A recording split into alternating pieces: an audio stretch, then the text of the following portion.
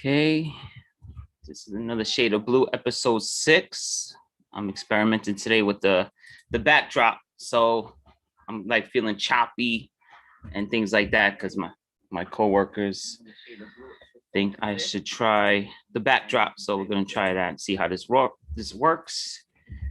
Jared is not here currently at the moment. I don't think he'll be joining us today unless he makes a surprise cameo. And we're gonna have my man Todd is coming on. I sent him the thing, waiting for him to join. And my brother from another mother, Ron, will be joining us as well on the show. So just waiting for them to come up. Crazy week of sports. The backdrop is annoying me though. Crazy week of sports. The Mets are hot, then they're not hot, then it's a raccoon, then it's a rat. There's the Knicks are looking a little tired. They got to get their winning on. They got to start winning again. But yeah, there's a lot of stuff going on in the world of sports. So we're just going to wait for these dudes to come on and we'll be ready to roll.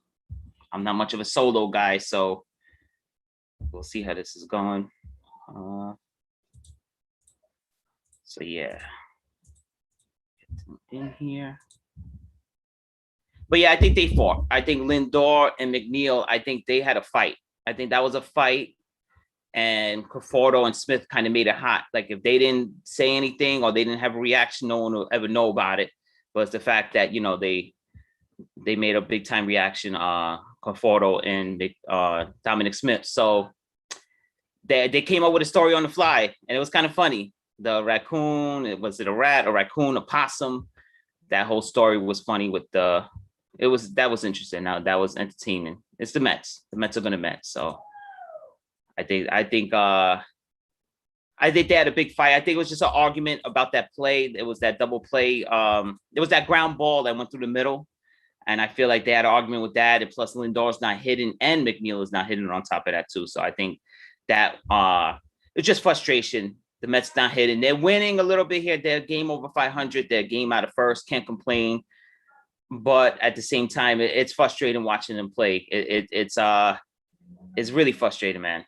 You know, you got this lineup full of hitters and nobody could get a hit. It's a shame. You know, you're wasting DeGrom. Then DeGrom has some soreness going on with his lad, and but it could be worse. It could be worse. My Jared, I wish Jared was on right now. Tell him, you know, his Dodgers right now looking kind of sketchy. You know, they might have a World Series hangover going on. And then you never know the dynamics of the clubhouse with Trevor Bauer and, you know, and then Dustin May, Noah Syndergaard from Wish.com. He's now Tommy John surgery. So could be worse. Football, things are going good in the football world for the Giants. I love the draft that they had, and it's a shame because the Jets actually had a good draft too. So, you know, I never wish success on the Jets, but I do have a lot of friends that are Jets fans, naturally being a Met fan. So I do have a lot of Jet fans, probably more Jet fans than Giant fans. So I'm happy for them too. They deserve it. You know, they've been through some crap too. So they had probably, they say, the best draft. And then the Giants are right there, 2, 3. Giants are not so far behind them draft-wise. I mean, you're not going to know for 4 years. So, but I like that. I think both teams had a really good draft, and football's looking good. And then the hockey, the Rangers are a disaster. You know, you fire your GM, you fire your president when you have the best farm system in hockey, and you know, now I feel like we're starting to scratch again. It's like, you know, James Dolan, stay out of there, stay out of the hockey side of stuff, and just focus on ruin the basketball side of stuff, because we're used to him ruining the Knicks. So ruin the Knicks side of stuff and just let us Ranger fans be left alone. But yeah, so Todd is a big Boston head. He's from Boston, so everything with him is, you know, Patriots, Bruins, Red Sox, obviously, and the Celtics. So he has we definitely have, that's the thing about this show, we have a variety of fan bases come on, join us, and talk about their city, their fan base. And that's the best part about the show. We don't just stick to one city and one team, you know. So My man Ron is here. There you go, Ron. I see you. I copy. Yeah, what's up, my man? Yo, my brother, I copied you with the back. What they wanted. You kind of set the president, man.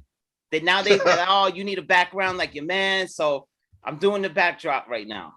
You can hear me, right? I can hear you. You can hear me? Can you hear me loud and clear? I hear you loud and clear. Even Jared can hear you in California right now. He's not even on the thing. So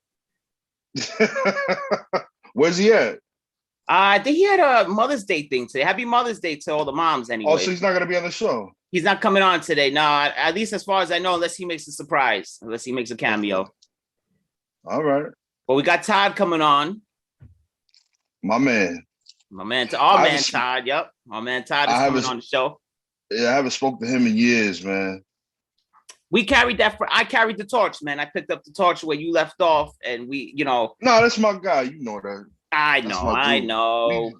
People just go in their own different directions and shit. Todd is doing some grown man shit, man. He got a house now. He messaged me. He said, "Oh, I can't come on the show." What did he say? I can't come on the show because in a couple, I got a honeymoon. I got this. I said, God. I said, yo, I went to bed that night. Like, damn, Todd doing his thing. Like, it's time for me to man up. Nah, man, you good. You doing man shit. You doing man stuff too. You know what I mean? You're too nice to me sometimes, my brother. No, why not? I don't know. I don't feel like I'm living up to my expectations. And the show, I got the show is Listen, part you got of your show. own crib, right? Yes, I do. You got a job, right? Yes, I do. Unfortunately. You take care of your kids, right? I do. Unfortunately. That's all that matters, Unfortunately. Man. Everything else is everything else is just an accessory. You doing what you're supposed to be doing. I appreciate you, man. That's why you're not even my friend. You're my brother, and I love you to death. So yeah, always, man. I know I can always count on you to pick me up. Yeah. You always pick me up. I'm feeling kind of down lately, man. But you picking me up. And the show is helping out too. I feel like I could voice some opinions or whatever. Talk about stuff that we love. We get to. It's like as you get older, this is our bar. Like we're at the bar today. We're just sitting, having a couple of drinks, chit chatting. So you going live today too or no? Yeah, we live. We live. Keep it fun. It is really a bar then. This is a bar. Yeah, my man Pete, he was gonna come in the chat and say something. So I'm waiting for him to act crazy. I'm waiting for your mom to come and say something. I didn't tell her the show. She disappointed me last week. She was actually for one, she was busy for the first time ever. She was actually busy, believe it or not. I was like, Mom is busy. She was actually doing things, right? She was actually doing things. I was like, damn, Mom is busy. Happy Mother's Day, Mom. I'll be seeing you sometime next week. Wow. So. Happy Mother's Day to your mother, Ron. Of course. Sorry, I got my ginger shot. My ginger. I don't know if you see it. It's like blacking it out. Yeah, the green. Oh, we got to get a green screen, bro. Yeah. We got to go there to you Walmart. go. You see it, right? You see it. I see it. For people that want to be healthy, a ginger shot is the way to go, man. Put a shock to your immune system. Seriously, man. No. I got my juice. I got my juice, my smoothie. I'm good, man. Like, that's my meal for the day. Yeah, that's all I need. Is that a meal replacement for you? No, I mean, like, it can be, you know what I'm saying? Like, I'll eat dinner, you know what I mean? Like, when my wife comes home and, like, she's at work today. So, when she comes home, like, she'll cook dinner and I'll eat dinner. But I mean, like, me personally, I forget to feed myself sometimes. Like, in reality, me too.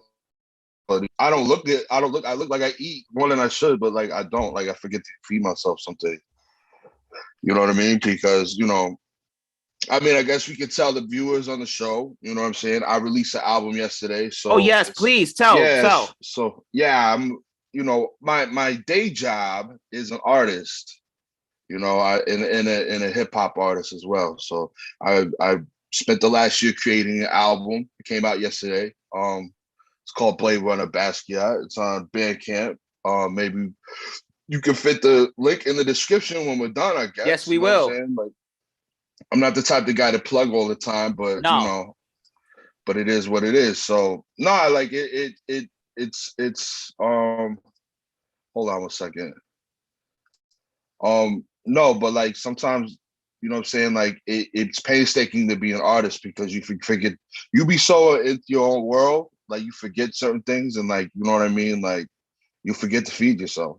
I've been there, you know what I mean? So, and I've been there the past couple months now. Been sleeping, my sleeping patterns have been erratic, Yep.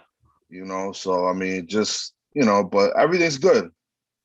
Everything's fantastic. And for those who don't know, this guy right here, other than Nas, he was like my idol growing up too, because we was all thank you, rapping sir. and everything like that. And that's the man right there. I'm talking to a legend. Not only is he my big brother, but for me personally, he's a legend to me. Like you're a living legend in my eyes, my brother. You really Thank you, are. man.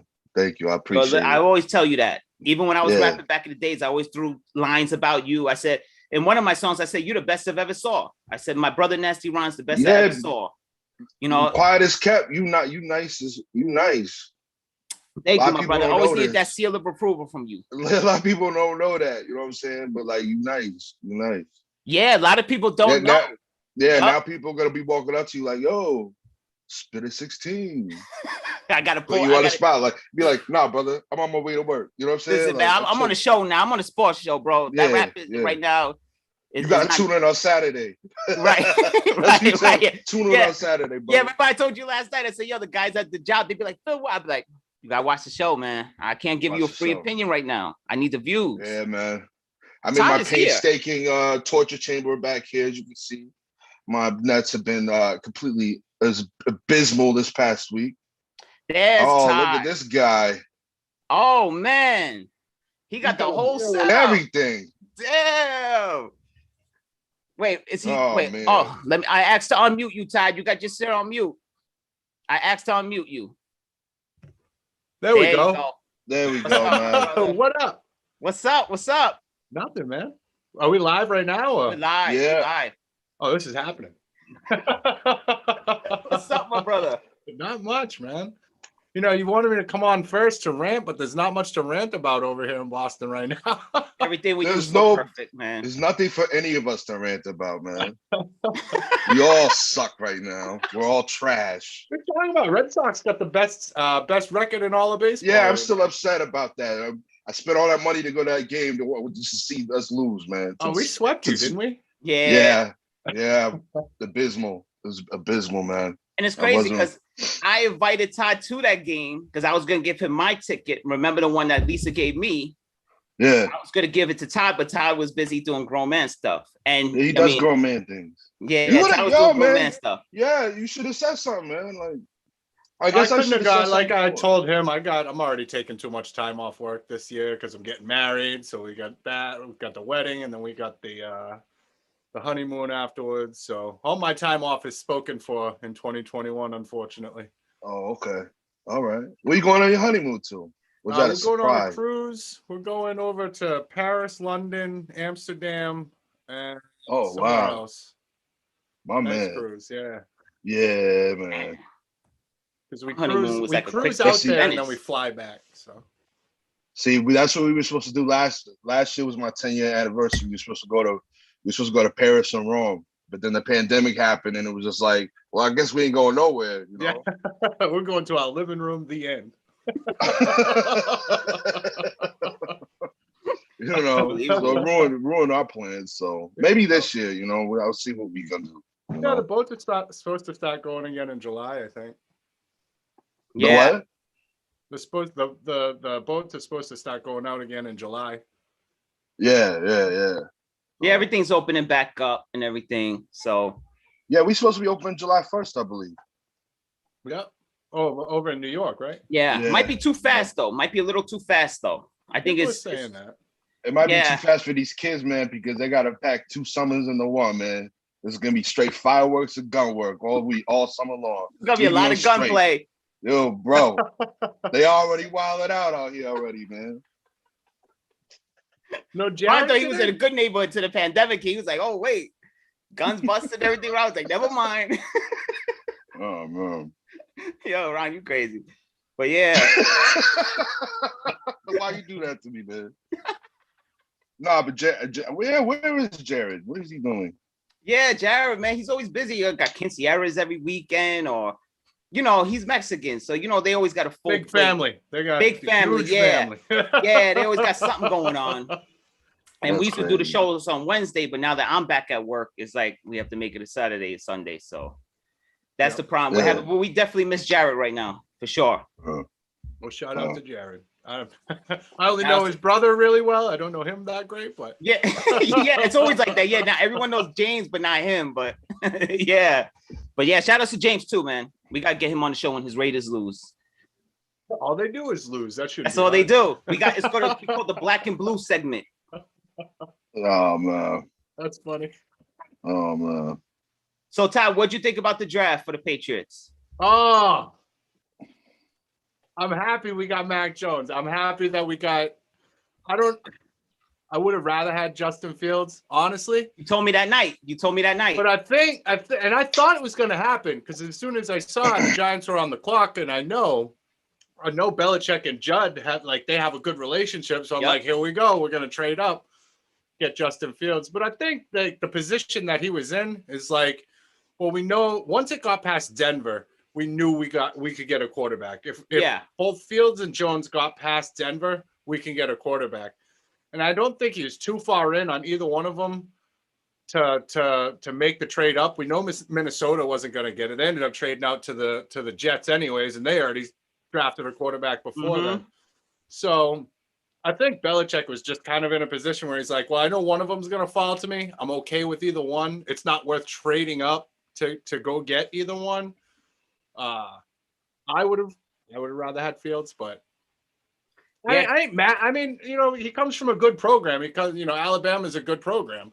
It's just top notch. Oh yeah, Roll Tide, whatever. But I mean, the problem with that is like, well, that means he's surrounded by superstars. So it's like, how much of it was him? How much of it is the pieces around him? I guess we'll find out. I mean, you could have said that about Tom Brady because he went to Michigan. Michigan was an elite program at the time. I mean, yeah, for sure. I mean, Tom Brady wasn't taken in the first round. That's true. True. Touche. He was taken in the sixth round. So. Yeah, touche. They did not like that guy when he came out, man. There was more cons than pros with him. Oh yeah, he had the dad bod and everything. He had the muffin top. Love handles. But hey, who's the hardest working player in football? That's how he got it. And then Drew Bledsoe got his top knocked off, and that was the rest is history. I do like that we went with a pocket passer because a lot of people are like everyone's starting to go towards this Patrick Mahomes type of system because that's the sexy system to go with right now, and it's good, but Tom Brady just won the Super Bowl again, and he's the pocket passer. So, it still works. 2020, it still worked. So, I do like because we did not set up in our offseason for a Cam Newton system. Like drafting a two tight end, not drafting, but we picked up Hunter Henry and we picked up Jonnu Smith from Miami, and like two top. They were the best two tight ends on the market. So we picked them up, and that's not a Cam Newton system. Like he's not he's not throwing it to tight ends because if he is, it's at their feet. It's in the dirt. Like Cam Newton, if he's passing, it's down. Like he's great at that. He's like right-handed Michael Vick. He can whip it, but other than that, he's not very accurate. So I think we're set up more towards that pocket passer anyways. And I think Cam Newton is he's a really good locker room guy. I've listened to his interviews his mentality is great. He owns whatever, mistakes he makes and all that, which is he's a really good guy. Yes. He's not the best quarterback. What happened to him? I don't I feel like he got injured. And ever since that Super Bowl against the Colts or whatever, he caught a lot of crap for that, for not jumping on that ball. Yeah, man. It just seemed like psychologically he was done after that. Like because Von Miller was beating him up the whole game. Von Miller was destroying him. I mean, I have my reservations about that, man. I feel like that game was given to the Broncos. You think so? What to have Peyton Manning for go out Peyton like, Manning, on a high? yeah. I mean, Yeah. Peyton Manning looked like a shell of himself all Oh, season yeah. long that Yeah, year. yeah. It was. And you can't have Eli out here running around with 2 rings and your brother out here, the better brothers out here with just 1. You know, They I don't say, know. look, I love Peyton Manning, but is he really the better brother though? Look at the teams Oh, Eli Peyton's had fire. compared to the teams Peyton had though. Look, they didn't take care of Eli at the end of his career. They didn't. Look at Eli when he had an offensive line. He was, remember, what was that, 2012? He was top-rated quarterback in football. But they had, the line went to crap, and they just let Eli disintegrate. They never protected him. But Peyton Manning, of course, is the greatest of all time, one of the greatest of all time. But Eli wasn't much behind. Eli was not far behind. Peyton Manning was the greatest quarterback in my eyes of all time until Tom Brady went to Tampa Bay and did what he did. And after that Super Bowl against Atlanta, against the Falcons, I remember I was at a Super Bowl party, and I was at my in-laws, and their friends were there, and they were getting ready to leave. They were packing it up at halftime, like, oh, this is over. The Falcons, I'm like, it's not over. The game's not over. Mm-hmm. And like, as soon as Tom Brady threw that pick 6, that's when I was like, watch this shit. And sure enough, they come back and won, and I was like, bro, he's the greatest of all time. There's nothing you can do or say about him. You can't. He's not gone to another. He's not even my quarterback anymore. No. You look up there, his jersey isn't here. Who's here? Edelman. I got Edelman here. I see that. And then I got over here. This one says my name on it. Okay, it has my name. He's not even my quarterback anymore. He is. He's the greatest of all time. How'd you feel about that though? How'd you feel with him going on that Super Bowl run with Tampa? Because I know if Eli was doing that with another team, I'd be like having bittersweet thoughts about that. It is bittersweet. I mean, I think it would have been a little bit different if the Patriots were even in the playoffs, but they weren't. They were out, by week 12, we knew we weren't going to the playoffs. So I was like, all right, time to switch over to Tampa, start watching my boy Tom Brady, see how he's doing down there.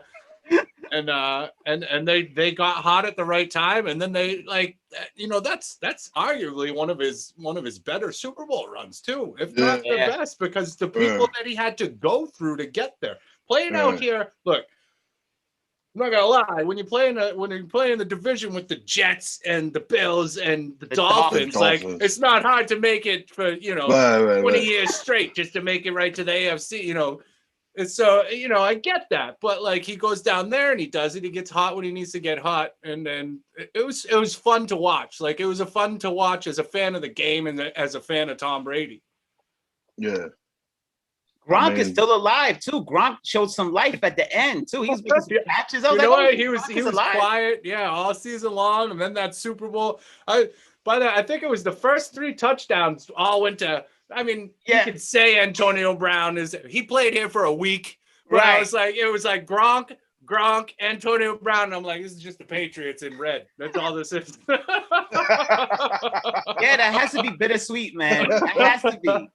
It has to be rough watching that though too. But you have so much. I can't root against him. Is the thing? Yeah. Like, I'm not rooting against Brady. Like no matter where you stand on Tom Brady, we're watching history right there. Like this is you are not. I don't care. Patrick Mahomes ain't doing it. Quote me on it now. Come back. Like nobody's doing that for a very long time, if at all. You know what I mean? This is history that you're watching right now. So like, take emotions out of it. I'm a Patriots fan. We sucked last year. What are you going to do? Of course, I'm gonna root for the story. Now, let me ask you something about my Giants and Eli. Right? How do you feel about them? Because I have a lot of friends, and Ron does too, where they hate the Patriots. But I always tell the Giant fans, I say, how can you hate the Patriots? We beat them twice. If anything, the more they win, the better we look. So, what's your thoughts on the Giants and on Eli? Eli, I don't think he was that great of a. I mean, I think he's like a Go ahead and be honest. A little bit better version of Joe Flacco. It's kind of wow. I think he's like Joe Flacco, but like doesn't fold under pressure. Okay, type of deal. But like I don't. Man, that catch. Tyree. Nobody even knows who Tyree is except Patriots fans. That's it. What did he do in the rest of his career? Nothing. He accidentally caught a ball upside his helmet once. That was that. Look, the second game was legit. You beat us. That first one, what is this? Get out of here. That Manningham throw. That was crazy. That throw to Manningham is the greatest throw I've ever seen in football. No, yeah, that was a great throw. That second game was a game.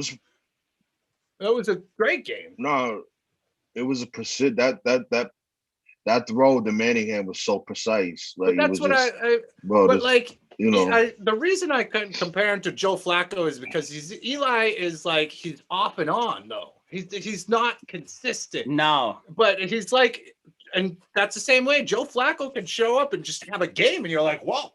But he doesn't have a game like that in the big games. Like Eli was like, he can show up and he can have a game, but it's if he's having an off game, I wouldn't say it's because of pressure. I'd just say, well, it wasn't Eli's day right there. That's it. But he has his typical 4 interception game, 5 interception game. Right.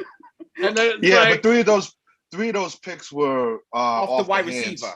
Yeah, man. Because the Giants did Eli no favors at all. Like we talked about last week. If Eli had like receiver, like if Plaxico would have never did what he did, like half of those picks wouldn't exist. Let's just be honest about it. Right. Because those throws are right into the hands, and players were just dropping them, and it was just like, well, what do we do now? Or they'll tip off their hands, and it'll just be a pick, or whatever. So it's just like, all right, well, we need better receivers. Defense was mean back then. I remember JPP was like knocking half of our team out before he blew his hand off with a friggin' M80. But now he's out there with a kinked up fist, like trying. Well, I mean, Phil, OC Umenyiora was my favorite player back Mine then. Mine too. Tuck, that was both of our favorite players. Yep. Like that. You know what I'm saying? That whole line was just stupid back then. I'm pretty sure somebody got who was it? Who was our running back then? I can't think of who. The guy who never fumbled, Lawrence Maroney, whatever. Wasn't it Maroney? He was one of them, but I remember. No, it wasn't him. It was I can't remember who it was. I just remember Pierre Paul just nailed him, and he was out cold with the ball. Was it Shane Vereen? Shane Vereen, yes. Shane Vereen just out cold. Boom. Ball's flying around. I'm like, he almost hung on to it though, too. I was like, come on, buddy. He's falling this way. And then the last second, his arms go. I'm like, you almost had it. Oh, man, those are such a good days for us, man. But we had Umenyiora coming off the edge. We had Tuck slept on. You never hear Tuck in the Hall of Fame. First of all, Umenyiora got to be in some Hall of Fame talk. Because that dude, I was at the game. The Mets got knocked out that final game against the Marlins when Tom Glavine was pitching. And remember, the Marlins scored like 6 runs, and it was a play-in. The Mets win, and they got in the playoffs. And they lost that last game at home to the Marlins because Tom Glavine gave up like 10 runs in the first inning. Later on that night, we went to the Giants game, and I was like all depressed about it and stuff. And Umenyiora had 6 sacks against the Eagles, and we won the Super Bowl that year. So I feel like that was like I got some revenge for that, for the Mets getting knocked out. Giants won the Super Bowl. Giants did Umenyiora dirty though. Giants did Umenyiora dirty though. They didn't want to pay him. They should have paid him. Yeah, they let him go to the Falcons, man. I didn't like that whole thing. You washed out. There, though. You washed out down there. Yeah. 6 sacks in one game. Yo, he was eating McNabb up. I think it was some guy. His last name was Justice on the Eagles O line. Umenyiora was just flying around him, just throwing him off, just every time McNabb went back, Umenyiora was there. That was like the most impressive thing I've ever seen in a football game. I mean, he just took the game over. Didn't someone just get 6 sacks this year though? I forget who it was, but to that point, I know he had the Giant sack record, for most sacks in the game. Umenyiora, definitely a Hall of Fame caliber player for me. And, he was my favorite player. So, love Umenyiora. Yeah, that Giants defense was crazy. You guys had an amazing defense. We were stacked. And then I remember, what was it? Sante Samuel. He had the pick in his hand, and then he dropped it. That final drive, right? Yep. Santa Oh, Samuel yeah. had it. He got shipped out after that year. Yeah. Your services are no longer needed. Yeah, Bill Belichick is cold. You mess up one time, Oh, you're he gone. still is. Yeah. That's why I'm excited about this year. I'm like, I remember waking up like the day after the trade or the it opened up, the offseason opened up, and I was like, what do you mean Bill's spending money like this? Like that doesn't happen. That never happens. They We're said because all usually those like bad drafts. handling people off. Yeah. But You he's know, the master of acquiring picks too. Like all they do is trade down. That's all you guys do. That's what I figured was going to happen. And then when he took a quarterback, I was like jumping up and down. My girlfriend's like, go outside.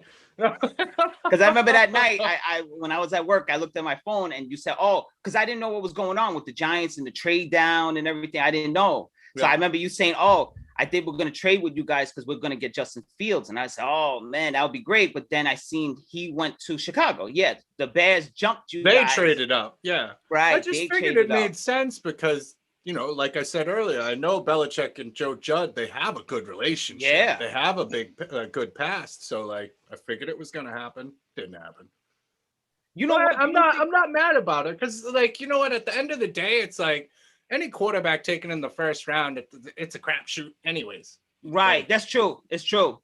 Patrick Mahomes picked what, 12th, 11th? 12, 11, 12, something like somewhere 13. in there. So it's like, and I think Jackson was taken, or is it Jackson over there in Baltimore? Yeah, Lamar Jackson. Lamar Jackson was taken before him.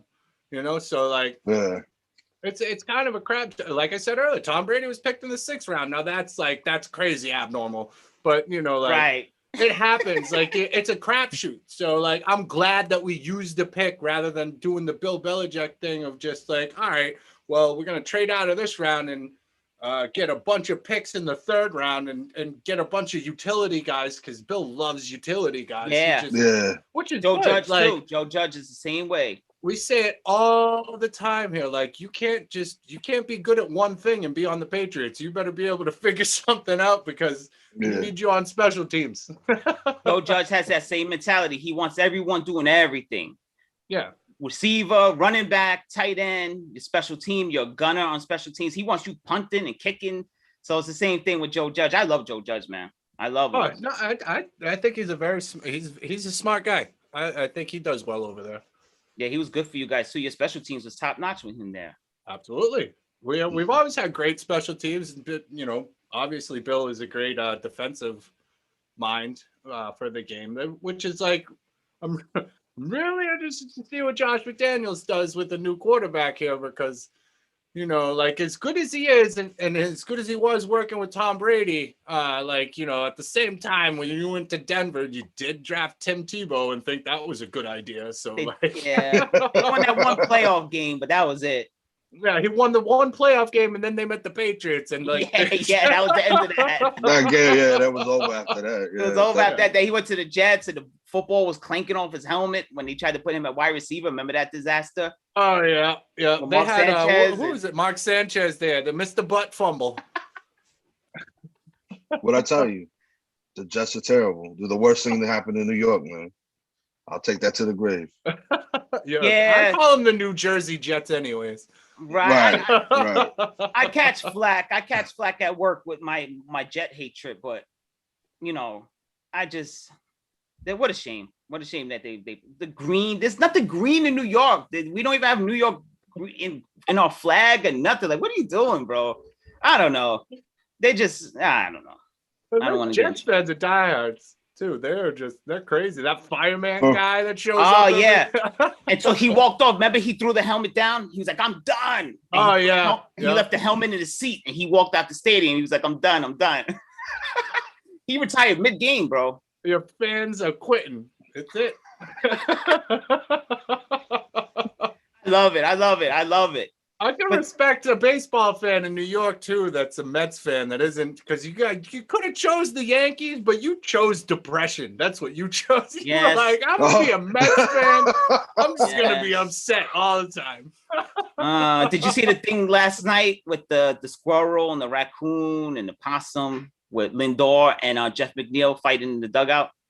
No. They had a fight last night in the dugout, and it was like in a tunnel. So you see Conforto, Dominic Smith, they all run into the tunnel. The whole team runs into the tunnel. So they said something must have happened with Lindor and Jeff McNeil. And when they asked Lindor after the game, he said, no, we were arguing because I was telling him that was a New York rat, and he was saying it was a raccoon. He said, so we were arguing about, is it a rat or a raccoon? That's what the argument was about. We weren't fighting. So meaning it was a real argument. They just, right, they figured out how to way to spin the story, right? And then when they asked Jeff McNeil, he said, no, he goes, it wasn't even a rat or raccoon. He says, I think it was a possum. So there's like a scandal going on now with that. Oh, geez. Did you see the fight between there was that Capitals game the other day?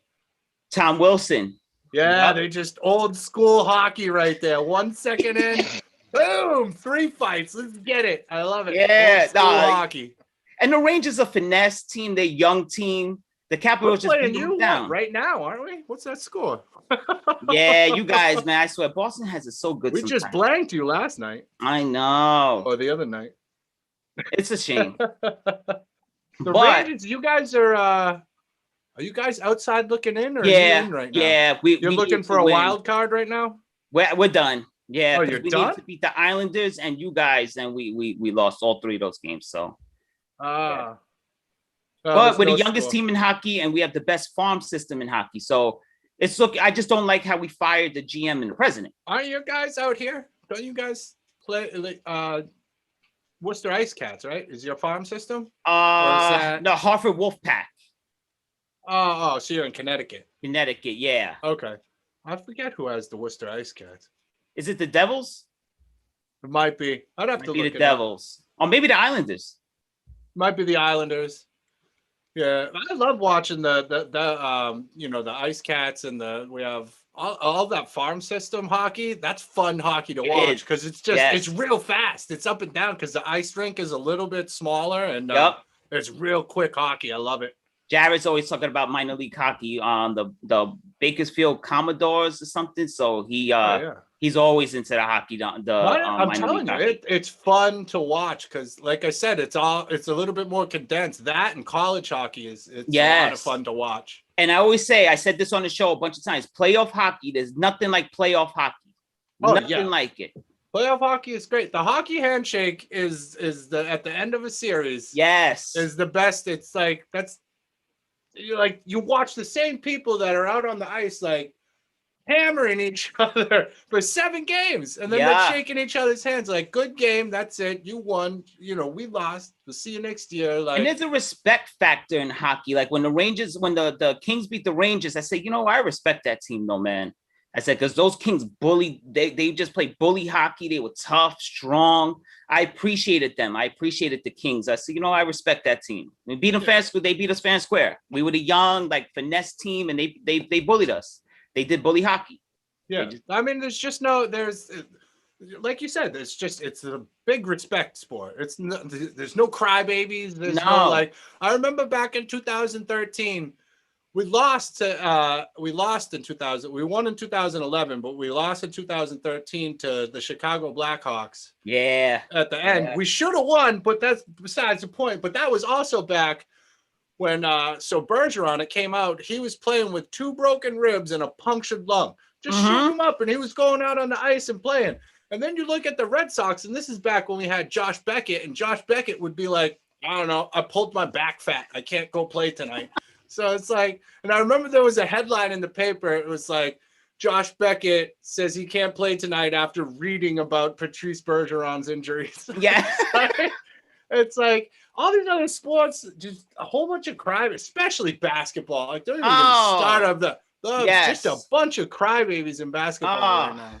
Like Luka Doncic, I love him and everything, but come on, bro. You miss a shot and they look at the ref like it's a foul, but there's no one even guarding them. You're crying for missing a shot. Like, come on, basketball makes me sick to my stomach sometime, man. Oh man. Yo, did you see the argument between Sean O'Hara and Kendrick Perkins? Because Kendrick Perkins said that basketball was harder. It was harder to win a championship in basketball than it is in football. Well, of course it is. If your name isn't LeBron James. Right. True. It's And you're true. not just bringing Oh, everybody man. on in. Oh. Although you're a Brooklyn fan, aren't you, Ron? You Yeah, said that yeah, last week. So Yeah. you guys got a good team down there. You lucked out that you picked up that James Harden trade because of. I'll tell you, as somebody over here that like dealt with Kyrie Irving, he can't be your number one guy off the. He could on the court, but if there's too much media coverage on Kyrie Irving, he just goes nuts. He's flat earthing it up and like you guys. That was a trade of the decade so far. James Harden. And then he gets there, and I don't know, he loses 150 pounds overnight off something. He had a fat suit on before he showed up with something. I don't know. He was trying to get traded. And it's a shame. It's a shame with Ron with the. I'm depressed just seeing him say he's a Net fan just depresses me, bro. Listen, man, you can sit there and deal with the disgrace that you sit there and watch. Luckily enough, this year you guys been good. Yeah, man. Like, listen, I'm not gonna no holds barred. Fuck them. I don't care. I wish the Celtics played with the heart that the Knicks have. Thank you, Todd. Because that's all they got. They suck, but they got heart. They got a lot of heart over there, and like the Celtics got all this talent, but Brad Stevens can't control any of them. It's like Lord of the Flies down there on the court. Everybody's running the roost. And like if they had the heart that the Knicks had, they'd have a chance. Like they'd be a contender at least. And like, let's call it what it is, man. I think Jason Tatum is probably going to be one of the best players of all time when he's done. He's a good player. He's nice. He's like, I don't know. Brad Stevens can sit there. Go. Fix your face, Phil. Fix your face. I don't know what you're talking about. I know what you're gonna say. Who you gonna pick? Obi Toppin? Fuck out of here, man. You already know. Jason Tatum, though, Ron. Nice. He's nice. He's all right. Bro, he's fire. Player. Even Todd was like, yeah. And you got to remember, he's only like 21, 22 years old, man. He's not that old. He's gonna be a great player if all these other people are at. Look, I just stop giving the ball to Marcus Smart. Is what. Yeah. Yeah. He comes in and like he's got this one game where he hits all these 3-pointers, and now he thinks that's it. I'm Larry Bird, and I'm just gonna stop throwing up 3-pointers. It's like, and then he's terrible when he's off. He's off. He's like. Into the 5th row, they're gone. Like, what are you doing, man? Like, you got that one, don't get me wrong, he's coming in the 4th every once in a while, and like he'll lay him out. But maybe like give him the ball once and let him shoot a 3. If it doesn't go in, you're done, Marcus. Get out of here. Because the way I look at you guys, like you guys don't have like a top, I guess Jason Tatum.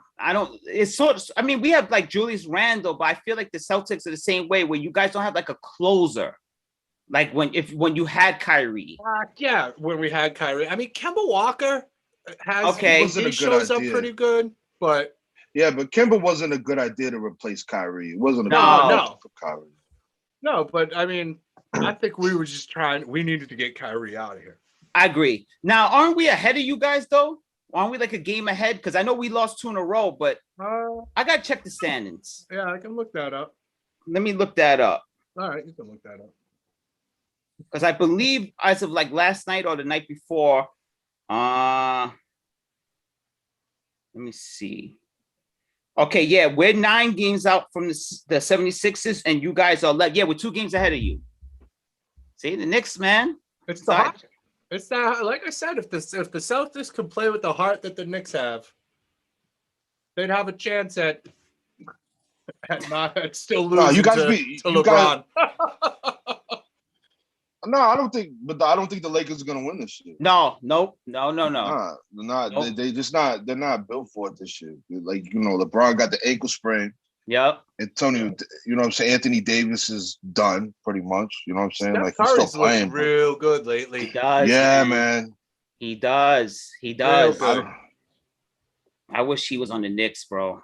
My Lord, imagine him with the Knicks right now. The Knicks. Bro, you guys wish you had anybody over there. That's you guys wish you had Julius Randle. We don't need. We got KD. We don't need Julius Randle, sir. Be You got- respectful, all right? Be respectful. KD was on there with the wheelchair the other day. He was there like he was wheeling around the court. Like, he was doing tricks and shit. He was doing tricks and shit on the court. Like, come on. He was popping wheelies with his wheelchair the other night in the court. Like, what? And then Kyrie's off to the side. He's having a seance. He was doing like an exorcism on the side. Like that dude is Yeah, crazy. you see, that's what I'm saying. You can't have the media on Kyrie. As long as the media is not on Kyrie, and he can go talk about flat Earth and his super league and his whatever the hell else he's doing. Yeah, the earth is flat. This and this. Oh, wait, Jose Otoya just wrote something in the chat. He says, I am a diehard Jets fan, but I totally agree that Tom Brady is now the greatest of all time, specifically after winning the Super Bowl without the Patriots and Bill Belichick.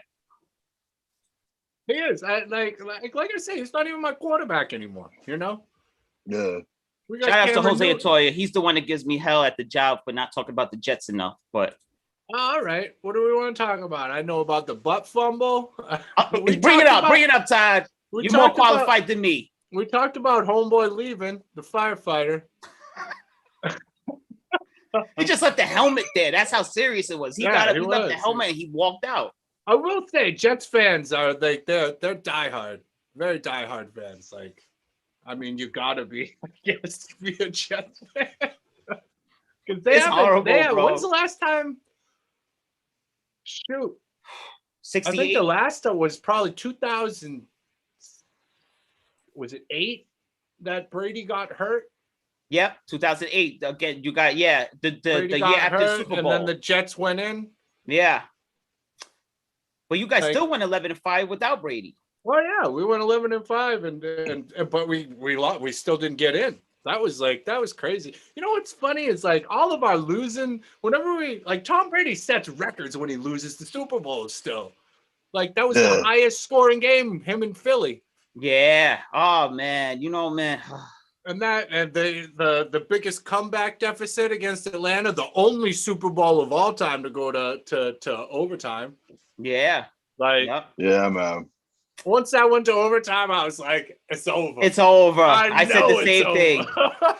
I said the same thing. Lands, and I'm like, oh yeah, it's over. The Eagles broke my heart though. Oh my God. That was so painful seeing you guys lose to the Eagles. Oh my God. Nick Foles. I don't even know. I don't know what you could say about that. It was just that wasn't the offense's fault. It was just no defense. No showed defense up for at anybody. all. Yeah. Nobody. Nothing. It was just Nick Foles was closing his eyes and hucking it downfield. Yeah. And the defense just didn't do anything. It was crazy.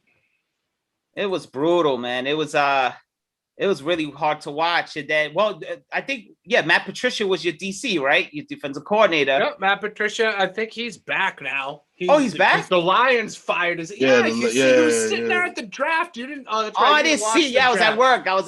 It's funny to watch the draft too because they go around to all the other draft board rooms and there's 15 people there and they're all jumping up and down, high fiving. Yeah, we got this guy. Yeah, we got this guy. It's our pick. They send in Mac Jones and then they go to the draft room.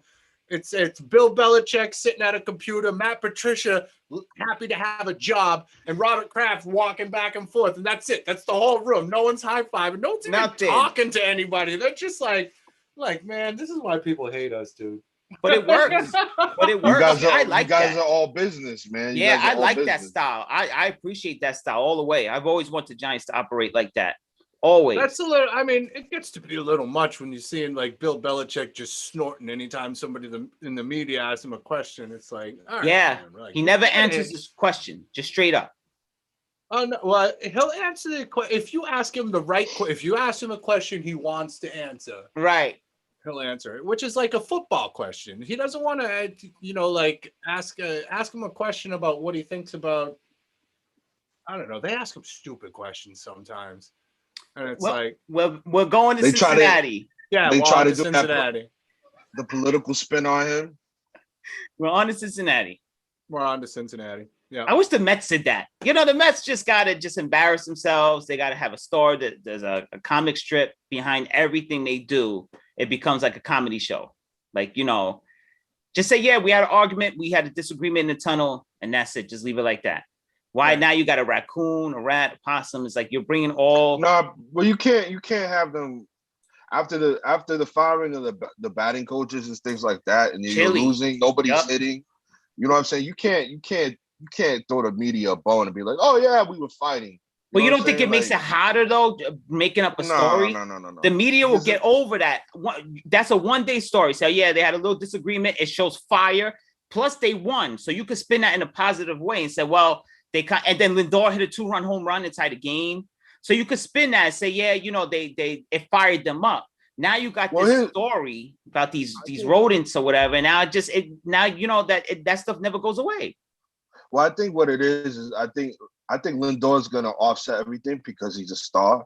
Mm-hmm. So like people that aren't necessarily a star, you know what I'm saying? Like I think, like I guess you want to call it his ego or whatever. I think it's gonna cause issues with other players that aren't on that level. Like Pete Alonso's on that level. Conforto can be on that level, even though he doesn't sometimes even play that way. Right. But it's like, you know what I'm saying? Like sometimes you need somebody like an X Factor type of dude. I mean, Cespedes could have been that guy, but Cespedes, like, when he went missing, he walked out. Yeah, he just went missing. Just the dumb shit he was doing, like, you know what I mean? Like, remember the Mets about to call the FBI because they couldn't find him. Yeah, I mean, I could see some trades going down in the next couple of months. And Todd is familiar with sorry, Todd, to cut you off, but I know you're familiar with Lindor from the American League, and I know you're also familiar with Cespedes. Oh yeah. I know he had his time in Boston too. Everyone seems like they passed through Boston. I'm upset Jared wasn't here because I wanted to explain the whole the Boston Dodgers thing. It's like, yes, there was a controversy with that. We're always sending people to the Dodgers. Remember, like back when we sent. Who'd we send? Like Beckett, Gonzalez, Carl Crawford. Yeah. We sent them the whole damn MLB, and they still couldn't win. I was like, what are y'all doing over there, man? Like, because finally we give them Mookie Betts, and then they got it. But and David Price, right? David Price. No, we still have David Price. He's who do we have? I seen him blow a game the other night for the Dodgers, I think. He came out the bullpen. We sent him David Price. Who do we have that got Tommy John? The other guy. Chris Sale. So he should be, that's really like, the fact that we are 20-13, and nobody thought that we were going to we lost them 3 games to Baltimore out the gate. I was like, here we go. Yeah, remember I was bothering you about the worst team in baseball. We just lost to 3 times in a row. But I knew we were going to come back down to earth after that, 9-10 game streak that we had. But I didn't think we were going to land at this peak. Like, holy crap, we're doing well. And really, if they could just be that team that beats the teams that they need to, or just splits the team rather than losing in these series, like the White Sox and who did we play? Oh, the Tigers are terrible. But I mean, if we're or the Athletics, if we're splitting, that series even with them, and then Chris Sale comes back and he's even 75% of what Chris Sale can be towards the end of the season, then he can get us a few. We might be talking. And I don't know, the Red Sox just have a way of doing this. They're like, all right, we're gonna win the World Series. Yeah. Then we're gonna be last place. and then we're gonna come back and we're gonna win the World Series. And you're just like, where did this even come from? I don't get it. They do that. That's been their forte since 2010. They're winning with teams in 2018 where who's even here? I don't know. Yeah, because your team just fell apart out of nowhere. You went from star driven to nobody on the team. Yeah, first to worst. That's what we do. I don't know. Out of nowhere. And you guys are a big market too. That's why when you guys are sending everybody to LA, I said, why can't you guys just sign Mookie Betts? I didn't get that. Second best player in all of baseball. And I didn't get that. I didn't get that at all either. But apparently, whatever we did is working because we got a better record than the Dodgers. So. Yeah, the Dodgers are like crap right now, man. They look like crap, and I don't know if they win the World Series behind San Francisco and the Padres, right? Yeah, San Francisco third right now. Team. Yeah. I don't know if the Dodgers win the World Series last year if it was a full season. I think they just they kind of lucked into that a little bit. I feel like it was just a little bit of an asterisk on that. Yeah, one. a little bit.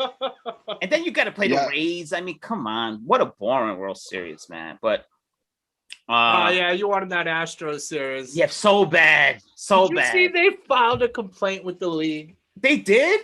They showed up they filed a complaint with the league because when they went to New York to play the Yankees, people were showing up in like Oscar the Grouch costumes with the trash cans, like making fun of the Astros. They filed a complaint with the league. I'm like, come on, man! Like, you gotta take your licks for that. Look, we got Alex Cora. If someone shows up with Oscar the Grouch costume, I'm gonna be like, that's funny. I don't. Yeah.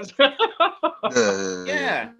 You know, you guys are my second favorite team in baseball. If it's not the Mets, I'd go for the Red Sox because we just have a lot of similar interests as far as we hate the Yankees. Right. And, you know, as long as you guys win, I'm good. As long as you guys win and the Mets don't win or whatever, I'm fine. I'm fine. You know why? Because we got 86. That's why. See, I didn't want to bring that up. 86, so we always good, man. I didn't want to bring that up, man. He's our guest, bro. They got a series. They got World Series. They got their rings. Hey, man. Yeah. We got plenty of rings across the board. So. Yes. Yeah, that's what I'm saying. Like, like Dawson Celtics. You know what I'm saying? Like, you guys, they dominated the '80s, and man. Like, the Bruins. The Bruins have been they've always been contenders. I mean, they're original 6 teams, so like they got that history, great history, and like you got your Bobby Orr obviously there, which is he's a great like just I don't know person for the game. Like, you know, that's a name everybody knows. Larry Bird, obviously, and Ted Williams, Babe Ruth. We traded his ass away. Yeah, he traded him away. I don't know what that was about. Hey, we sent him away with Mookie Betts, I guess. I don't know. David Price, Beckett. Jeez. I don't know what that. I just don't understand that. Like, if you guys are a small market team, I don't know. I didn't understand that trade at all. I don't know. Why help the Dodgers for? I understand why Price got shipped out of here. He could not. He couldn't handle this. The market really but at the end of the day, Boston's a hard market to play for as far as the fans and the media, because that's it. It's not like a New York or a California where you've got a lot of teams around. Like, this is it. And it's not only just Boston, it's not just Massachusetts. You got all of New England, except for that weird part of Connecticut that wants to be New York fans, but we don't talk about that. So like, but you got, 6 states that are all watching you, and like, we're a bunch of angry drinking people. Like, and like, we get mad when we win. We're true. One better. Like, so true. So it's a tough market, and like, if you don't have thick skin, it's tough to play in Boston, to deal with the media and deal with the fans. I'd say it's harder to play there than here, in my opinion. I think it's more heat on the Red Sox than it is on the Mets. Yeah. Well, there is because, like I said, you got a couple teams in each sport. Like, we only got one team for each sport. So, like, all of it, like, if you took all of the people that are angry about the Yankees and all the people that are angry about the Mets and just stuffed that into one thing, that's Boston. So it's like that's all it is. It's just a collection of angry people. See, Boston wouldn't have let what the Knicks were doing for all those years. Boston wouldn't let that rock. That's the difference. No, we unfortunately or fortunately we'll run people out of town. Like, we just will. Yep. Yeah, we give too much leeway here. We let the Knicks just get away with whatever they want to do. That's why I'm actually happy Boston is here. I mean, the Brooklyn is here, because it kind of puts pressure on the Knicks to kind of get their stuff together. Because, now you got someone else in the city. But yeah, Boston would not let the Knicks roll like that at all. No, but I mean, like I said, they're playing with art. We're like, that's actually kind of tough. We wouldn't let that roll, because you're not making the moves you need to make to get players in there. Like, as far as watching the Knicks play, and like I said, the heart that they play with, that's the stuff we look for. Like, we want to see that heart to play with. But then so our anger wouldn't be at the players. We'd be like, whoa, what's the manager doing? Like, what is happening here? Like, get these guys somebody to play with. Get them a big 2 or big 3, or get them something. Like, I mean, you got to think you guys had Tom Thibodeau first, man. I mean, even though he wasn't a head coach, he was an assistant coach. Yep. Like Tom Thibodeau, like that Boston team, like he's the defensive anchor for that team. You know what I'm saying? As far as like designing everything for them to do what they do. And like they had heart. You know what I'm saying? That 08 Celtics team was like, you know what I'm saying? They all had heart. Garnett, Pierce, the 08 Celtics team. Yeah, of course. We had Perkins and all that. Like, yeah, that was a great team. But that was back when the big three was the big three. Like the big three is we're kind of moving away from that now. Mm-hmm. Yeah. Now we're getting big fours and, you know. Yeah. Now people are just stacking. It's just stacking the stack. And now that's starting to happen in other sports. You see, I think Tom Brady started a revolution, man. Look at what's happening with like your like with Aaron Rodgers and what's his name out in Seattle? Russell Wilson. Russell Wilson. Like now people are like, oh, all right, I'm gonna start calling my own shots a little bit here because look what Tom Brady did. He walked away from the one of the best franchises in football history, and he just walked down to Tampa Bay, who sucked a year ago. And he just won a Super Bowl. Like, so, he's opening some eyes there. And like people are starting to see that. And like, I'm very interested to see what happens with this whole Aaron Rodgers thing. Me too. Well, I think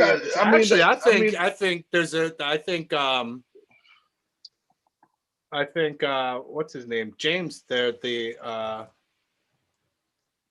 Raiders. I think they could be a landing spot for Rodgers. The 49ers too. 49ers, Raiders. They just oh no, but they got Trey Lance. Drafted though. Lance. Yeah.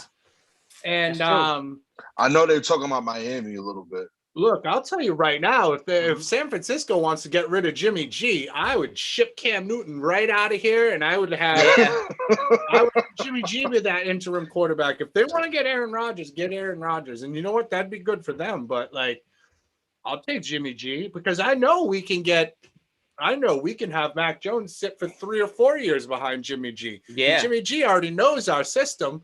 We've seen him play. His only problem is he can't stay on the field. Yeah. He doesn't have the best ability in all sports, which is availability. He doesn't have that. So he's not Eli. Right. Not Eli.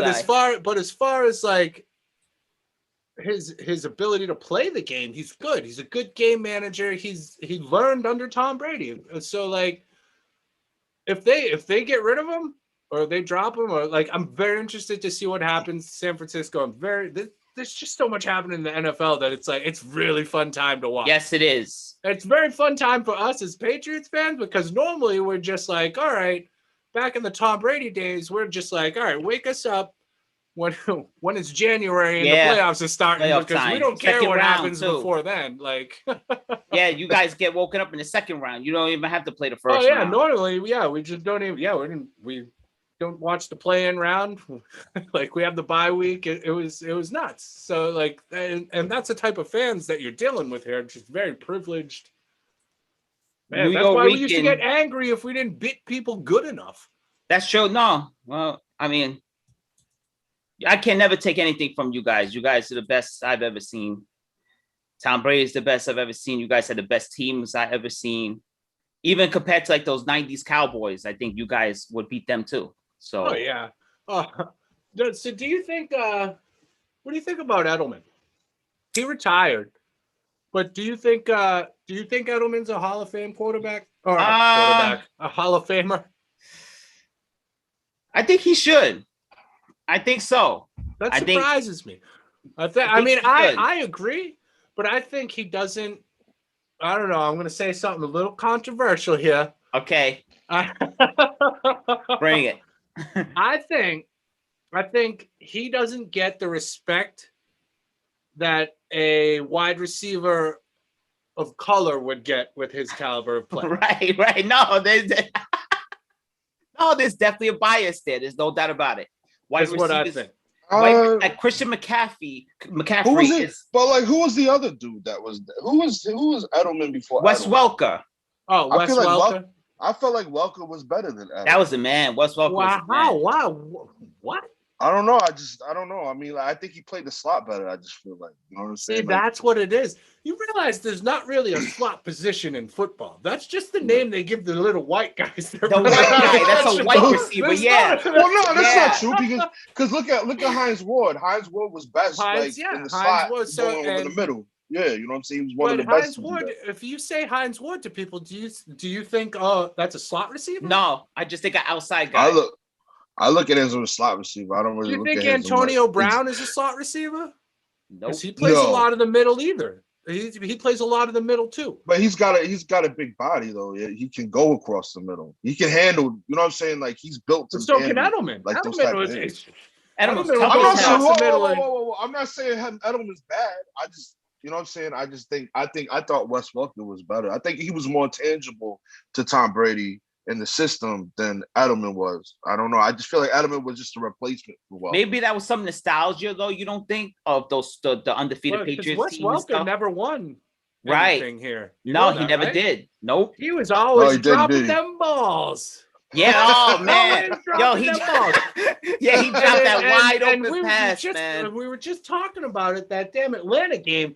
He made. I don't even know. That's the catch. Yes. That catch he made.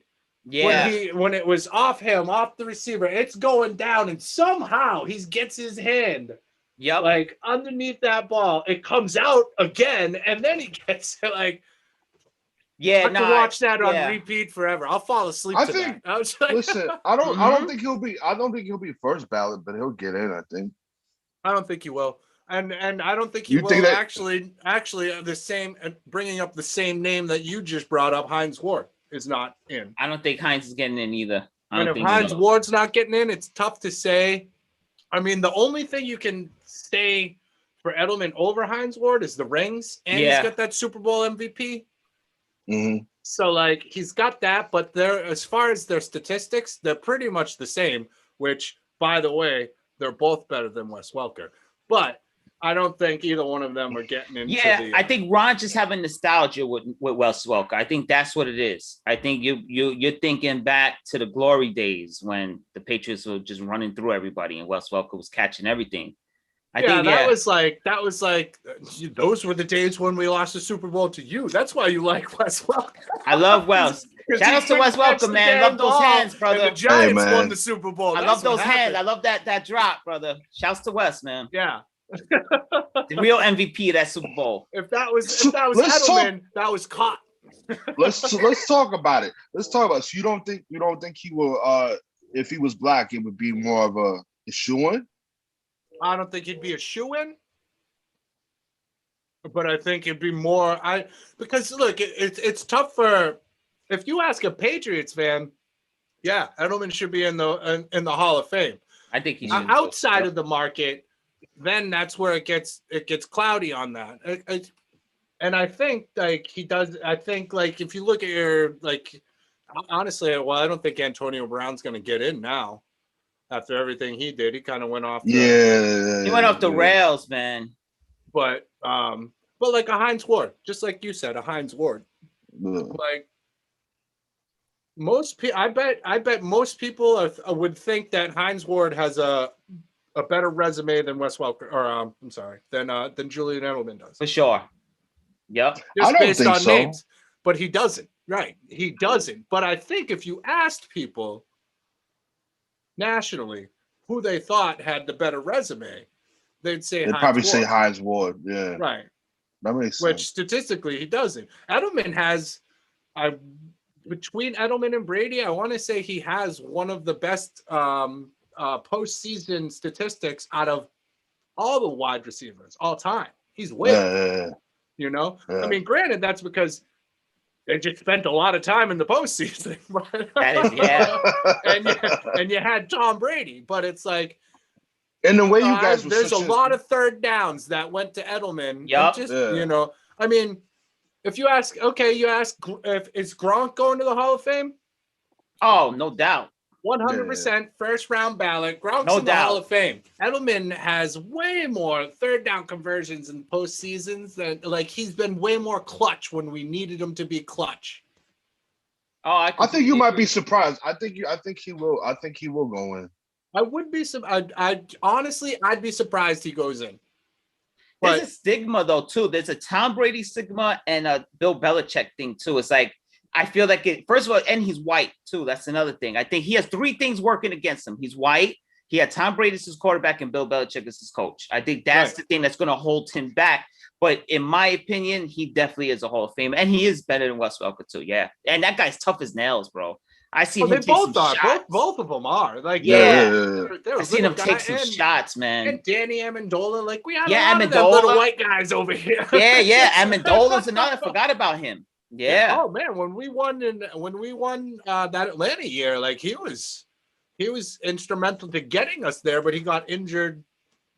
Couldn't stay on the field. Couldn't. Oh yeah, that was his issue. But every time when he played for the Rams, I just remember them always carted him off the field. He was never healthy.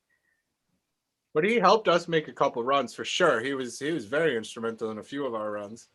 Yeah, Amendola was a good player too. Yeah, you guys, if you're white and like a smallish type of receiver, like a slot type of guy, just go to New England.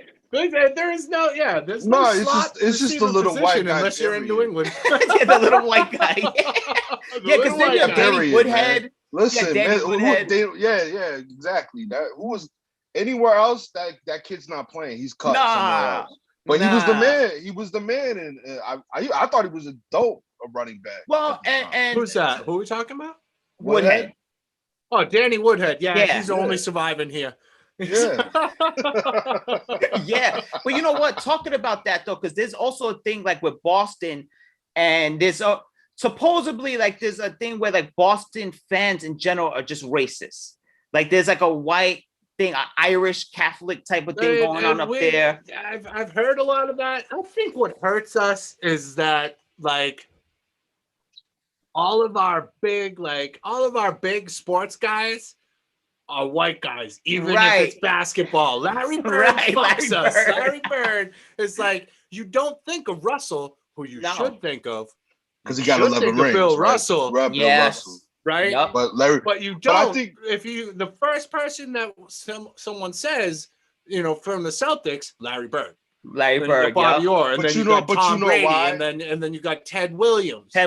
Yeah, you can't. I mean, you're not going to top Ted But you don't think of Jim Rice, and you don't think of Bill Russell, and Pedro Bill Martinez was huge, instrumental, and he was playing at the same time, fighting for rights. Yeah, he was. Yeah. I feel like Larry Bird. The reason why is because of the story, because he was like the antithesis, the anti-hero to like Magic Johnson. Right, because they played. I'm not saying he shouldn't be brought up. Like he's an amazing player. Like it's just like even basketball, when we're outnumbered, you still got the white guy that comes up first. It's like, right. So it's like, but I mean, we were when you look back, like even with baseball, we were one of the first organizations to have colored people play. Yes, integrated. So it's like there's a lot of that too. It's just. I think it's because of the dynamics of Boston in general, because Boston is still pretty segregated in a lot of different ways. I mean, socially wise, not sports wise, but like socially wise, like demographic. I feel like it is kind of segregated. Anytime I've ever Boston is. If you come to, you go to Southie, that's your Irish. That's all your Irish. You go to Eastie, that's your a lot of colored people in Eastie. And you come up towards Lynn, that's a lot of Spanish. Like it is. But I mean, at the end of the day, it's not like I think a lot of those cultures still live in those towns, but like they integrate now. Like it's not like it was when I was a kid. Like because millennials don't give a shit. They'll go live in the hood. They don't. Right. Yeah. And then these days we gonna complain about people having parties down in Southie because they're just having too much fun. Yeah, these days the hood don't even matter to the millennials. They just go live anywhere. No, but just really like we like this place. We like you guys. Yeah. And then they build a condo and then they got knocked in the head and robbed out in the alleyway somewhere and they don't know why. Right. Yeah. I think I was in Bed-Stuy in Brooklyn, out here in Brooklyn. I was in Bed-Stuy one day, and that was the first time I ever seen like that dynamic, like face up, like gentrification. Because it's like you got bums and then crack dealers on the street, and then you got people just walking the dogs, like walking around the crack dealer, like, "Hey, how you doing?" You know what I'm saying? That's everything. It's like, this is Yeah, weird. Like, little fucking poodle. Right. Well, here it's like that too in Washington Heights, man. It's the same thing because you have the hood, you have yeshiva universities right there. So you get like drug dealers, you hear gunshots, but then you get like a Jewish family, a Hasidic Jewish family walking by. You say, wait, I mean, it's just the weirdest thing you'll ever see. You see they got the yarmulkes and the curls and they're praying, and then the next block over, they're having a house party, drugs are going on, there's gunshots. And you're like, yo, it's just a weird dynamic. It's just a strange. I moved to the suburbs, man. I live on a peninsula. I got lake on both sides of my house. That. It's good. Yeah, man. I've seen that, man. Ducks and geese. We got to come over. You got to invite us over because we'll definitely go. Oh, absolutely. I already told you. Anytime. Yeah, you did. Where you living at right now? Well, I'm in Massachusetts still. Out in Leominster. I thought you moved up to New Hampshire for a minute, right? That's what I thought too. Oh, you were just working up there. Man, look, I moved to California for a couple years. I want you to speak about that. Actually, I was going to ask you that next. I want you to talk about California. Yeah, I lived in Long Beach for a couple years. And how was your experience there coming from the East Coast? Oh man, it was so. This has nothing to do with sports, but I'll tell you how much I got messed up out there. I never realized how much you rely on the ocean coastline for direction. Yeah. I live on the East Coast, and if I'm driving towards the ocean, I know if I take a left, I'm going north, and if I take a right, I'm going south. And someone would tell me how to get to somewhere, and I'd go towards the ocean, and I'd fuck it all up. Because I think I'm going north, and I'm really going south. It was like, that was crazy. But I loved the fact that I could go see sports out there. I could see all my favorite sports team for dirt cheap, because you just go to Anaheim because all their teams suck. I saw the Red Sox play the Angels for like $13. Great seats. Yeah. It's like I watched the second night I was there. I watched the Ducks play the Bruins for like $20. I was like, by the end of the game, I worked my way down to the glass because that's what you do with the hockey. That's what we do in the East Coast. Yeah, we just slowly walk ourselves down. So, no one's in them seats. All right, let's move there. No one's in them seats. Let's move there. You just work your way down. That's it. So $20, I ended up 5 rows back from the glass. It was like, that's what we do over here. In the East Coast, we just know to just dip down slowly, just start working down. We went with a big group of people, and they were all like Anaheim fans, and they were sitting way up where we started, and they're like, "What is this guy doing?" Like, because it was my buddy that brought me, and he's like, "What is he doing?" And he's like, "He's fine, he's fine." He's on the East Coast. All of a sudden, I'm down 5 rows back from the glass, waving up at them. For $20, you can't beat that experience. They're coming around with the beer carts now, and they're still up having to go to the bar. I'm like, I'll take 2. Drinking tickets. my friend Pete from my job, my friend Pete, he wrote in the chat. He said, first of all, he said Yankees for life. So I think that's a shot at you, Todd. Oh, and God. Then he says, who's into boxing and who's going for Canelo? Now, boxing is not my thing. I don't know about you guys. So that fight's tonight, right? Yeah, that Canelo fight's tonight. Yeah. Yep. I'm gonna get at him about the Yankees thing first, Todd. I'm gonna stick him on. I'm gonna stick you on him. On the Yankees for that, I can't be mad at that. Like, how you can be mad at that's just like being. Look, I finally understand what it's like to be a Yankees fan because I'm a Patriots fan, and I know why everybody hates the Yankees. The evil empire, man. You know what? They're a good team. That's it. That's you hate us because you ain't us. That's it. That's what it is. I always love that saying. Yeah. But now about the Canelo. Like I said, I respect the fact for people that live in New York that don't just gravitate right to the Yankees because they're the Yankees. And you know what? The Yankees are in what? 4th place right now? What do I have to say to the Yankees anyway? Even the Met fans are like, yo, I see you way back there. So yeah. The Canelo fight, you know what? Honestly, I haven't really looked a lot into that, but I'll tell you right now, I don't like this whole I think it's all theatrics, the Jake Paul and Mayweather stuff going on right now. Yeah, Oh, man. That shit is terrible, man. And that's just stupid too. It's like, how do you go from YouTube to Mayweather? Like, right? Y'all remember back in the day we used to play Punch Out, Mike Tyson's Punch Out? What Glass happened Joe. if you typed in the little code at the beginning and went straight to Mike Tyson? Lil Mac got his ass beat, and that won't happen to Jake Paul. Like, he needs the YouTube cheat code to get to Mayweather. Like, no. That doesn't happen. There's levels to this shit. They're not even the same weight class, right? Them. I don't think so. I don't think he's not even. He's fighting Logan Paul. Oh, Logan Paul. Okay. Not Jake Paul, but that was you saw the theatrics, right? Where with the hat, he took the hat off of him. Yeah, it's theatrics. So he wants to fight. Listen, I don't want to be. I don't want to be wrong. Like, I think Jake Paul has potential to be a good fighter, but he's got to go through the levels. I think it's funny, man, because it's like, not to be discriminatory, but like taking somebody's hat, like, I got your hat. That was like the whitest shit that dude could have ever done. Well, okay, I'm happy. I'm happy you set that up. He got caved in after that. I'm happy you set that up though, because I'm happy that was a good segue to this, because I was gonna say, is that white privilege though, going from YouTube to fighting Mayweather? Absolutely. No. It's not. I don't think it's white privilege. That's just a millennial thing at this point. That's what it is. Okay. Because that kind of came to my mind a little bit too. I was like, how many black YouTube stars are there? And they're not fighting Mayweather.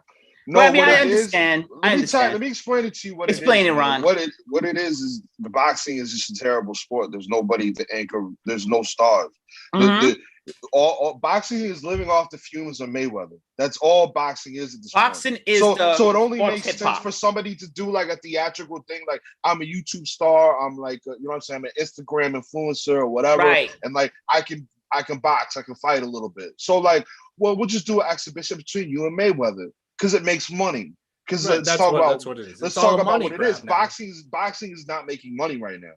There's no marquee fighters. That's why. What's the last big fight, that you can think of? It was Mayweather and Conor McGregor. And Conor McGregor. It was a crappy fight too. It was a crap fight. Like, don't get me wrong. Like, for people who are fans of the sport, like Canelo and Saunders tonight is going to be a good fight.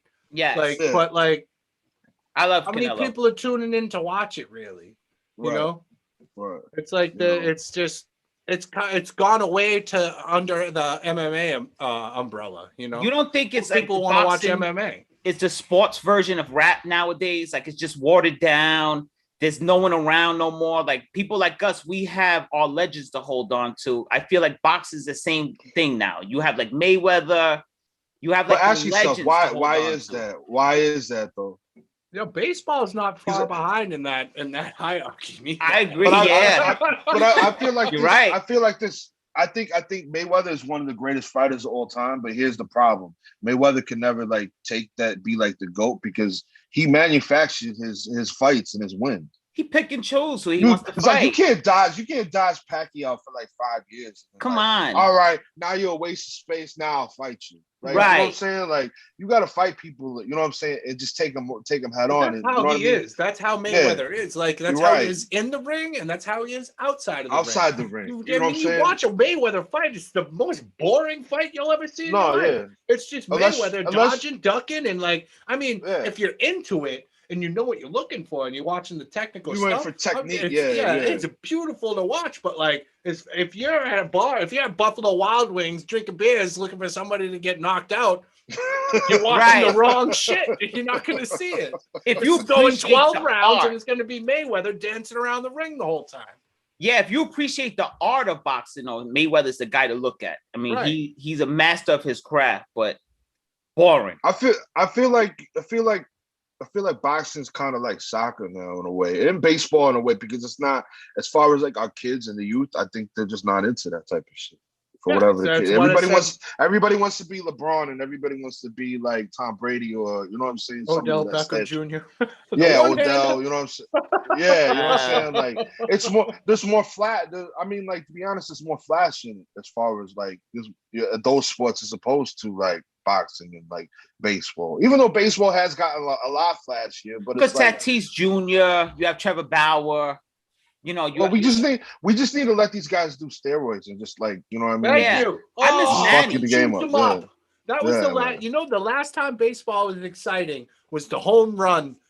That's Run. it. Like Yes. that was That's it. it. That was the Yep. last time it was Yeah. exciting when Barry Bonds was chasing the home run record, and that was it. After that, and the baseball, they could get over it by just like owning that, but they don't want to. They want to erase the whole steroid Yeah. era and Right. get rid of it. Yep. It's like, all right, you don't want to juice them up. At least own the steroid era, because that's the last time your sport was even exciting and worth watching. Really, Right. like.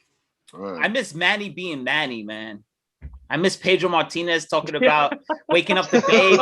He's gonna beam him in the ass. Yeah, I miss all that stuff, man. and you know, sneakily, I think hockey's starting to, because they're taking fighting out of it, or they're trying to. They're trying like hell to really? take it out of it. The Yeah. hockey guys are like, that ain't gonna happen. Like, They're trying to clean up the game. I- Yeah, I they're won't trying even to lie, you look man. at everybody's rosters now. Everyone's a lot leaner. They're going for speed now. Right. So even when they are fights, they're not the fights we're used to seeing. But like, they're still there. They're not getting rid of them. But the It's game not is the changing. same. Right. Not the same. Like, give me Like, a when's the last time you brawl. saw a little kid in the corner store buying baseball cards? Like, Nah, I don't yeah, see you're that right. anymore. You know, Never. like Nope. I had all kinds of baseball cards. That's what I got. I used to get that stale piece of gum out of the top Yeah. and chew it. It Yup. was great. Like, Yup. Yeah, my dad had a binder Hard like as a this. rock. Cards. Yeah. Yeah, I miss those days. I guess baseball. Yeah, just I don't know. They Well, I mean, it's they like, want for to instance, keep like- the like, they for want to instance- keep the tradition, and they're not worried about. Obviously, we just talked about it. Like, it's a different generation. You got to change with the times.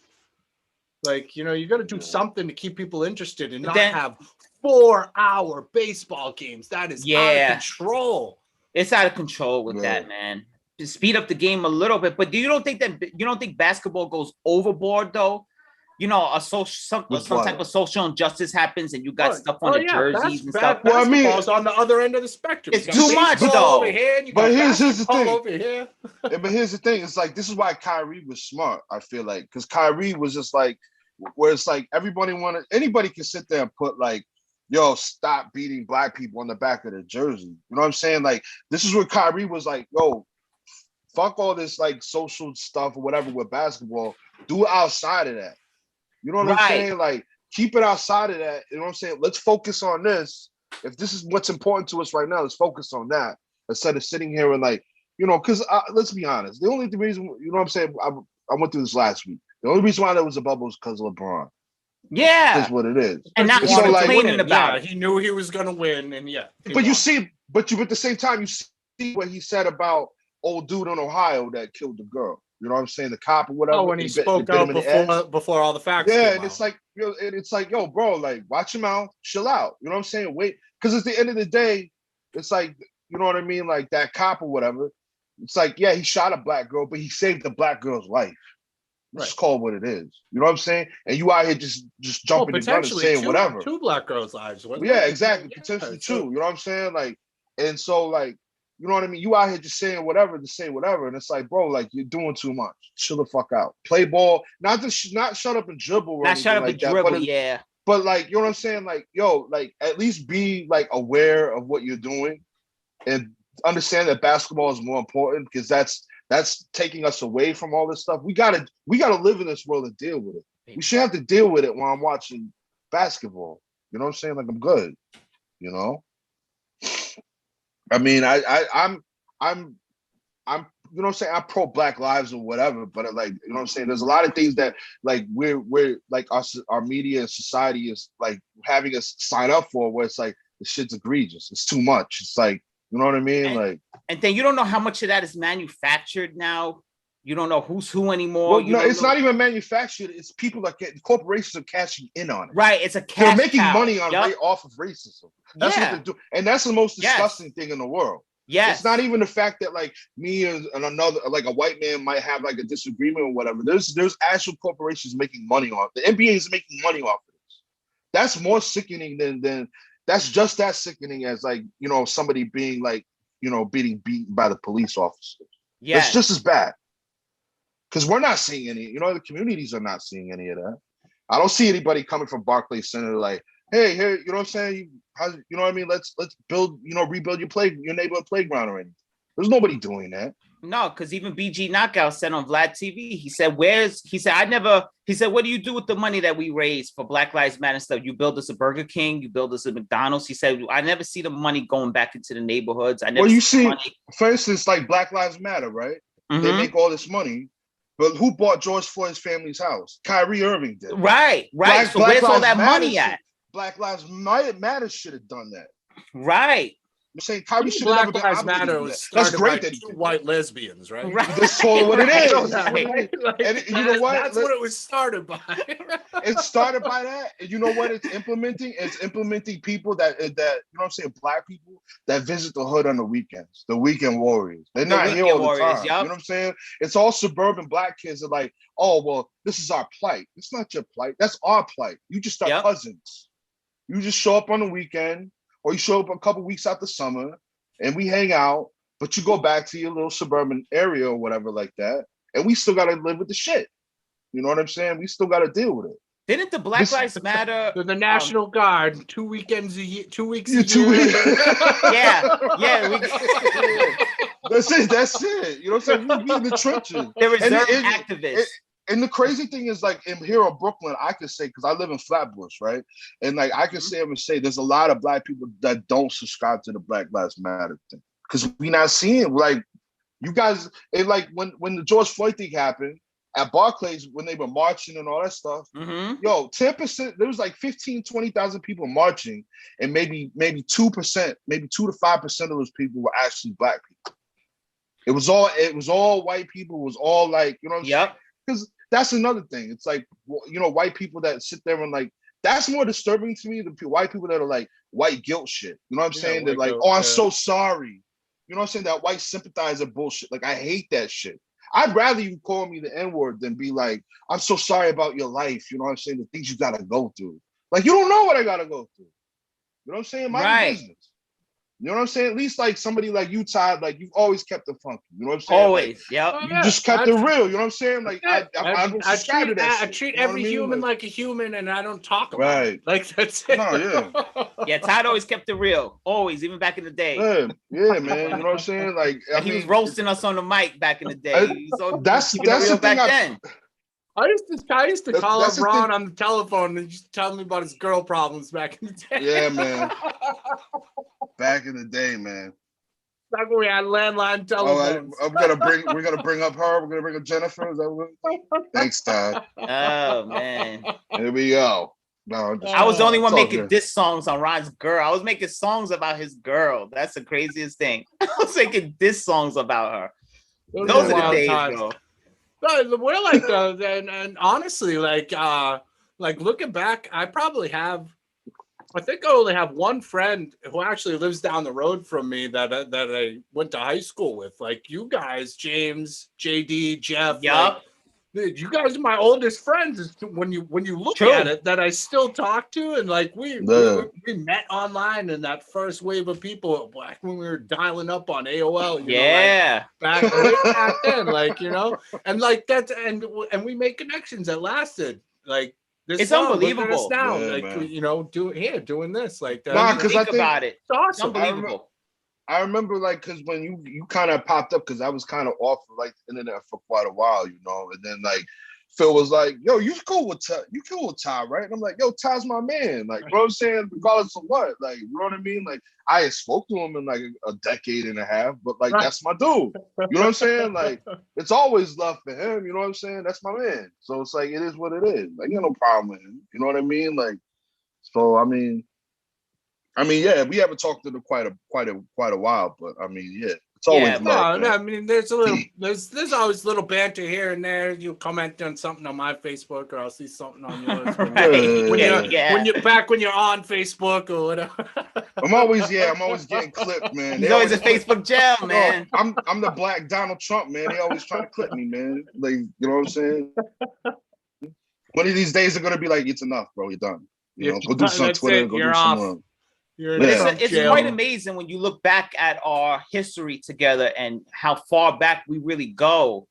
people have died that I've known, and so many people have died and gone to jail, and we're still here. All of us, the whole crew is still here, and we still keep in contact with each other. We're intact. Yeah, it's amazing, bro. When you think about it, you guys are the best friends I have. And it's just craziness. It's craziness. The history between us, and it just online. Yeah, it kind of mentions how like we all.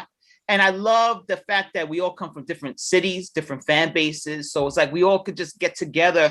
We could not talk for years, and we like talking every day. Like I could see you 3 years from now, we'll still be like nothing ever happened. Oh yeah, absolutely. It's it's amazing, man. It really is.